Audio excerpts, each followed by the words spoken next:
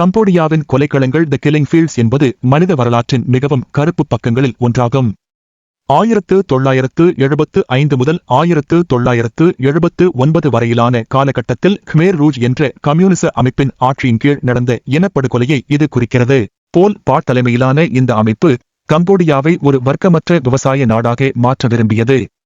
இதற்காக அவர்கள் இயர் 0 என்ற திட்டத்தை அறிவித்து நவீன உலகம் சார்ந்த அனைத்தையும் அழித்தனர். அறிவார்ந்தவர்கள் மற்றும் நகரவாசிகள் அனைவரும் இந்த ஆட்சியின் எதிரிகளாக கருதப்பட்டனர். மருத்துவர்கள், ஆசிரியர்கள், வழக்கறிஞர்கள் மற்றும் அரசு ஊழியர்கள். கண்ணாடி அணிந்திருந்தால் கூட அவர் ஒரு படித்தவர் என்று கூறி கொல்லப்பட்டார். வெளிநாட்டு மொழிகள் தெரிந்திருப்பது மரண தண்டனைக்குரிய குற்றமாக கருதப்பட்டது. புத்த பிக்குகள் மற்றும் இஸ்லாமியர்கள் கடுமையாக துன்புறுத்தப்பட்டனர். ஏ21 சிறைச்சாலை ஒரு உயர்நிலைப் பள்ளி சித்திரவதை கூடமாக மாற்றப்பட்டது. இங்கே ஆயிரக்கணக்கான மக்கள் சித்திரவதை செய்யப்பட்டு பின்னர் கொலைக்களங்களுக்கு கொண்டு செல்லப்பட்டனர். தோட்டாக்கள் செலவாகும் என்பதால் மக்களை கொல்ல துப்பாக்கிகளை பயன்படுத்தவில்லை. மாறாக கோடாரிகள், கடப்பாறைகள், மூங்கில் குச்சிகள் மற்றும் கூர்மையான பனை மட்டைகளை வைத்து மக்கள் மிக கொடூரமாக கொல்லப்பட்டனர். சூங் ஈக் இதுவே மிகப்பெரிய கொலைக்களமாகும்.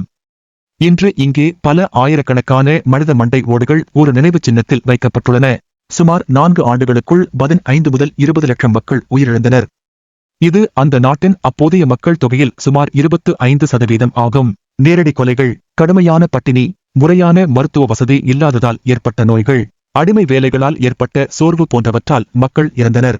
1979 வியட்நாமிய இராணுவம் கம்போடியாவை கைப்பற்றிய போதுதான் இந்த கொடூரம் முடிவுக்கு வந்தது.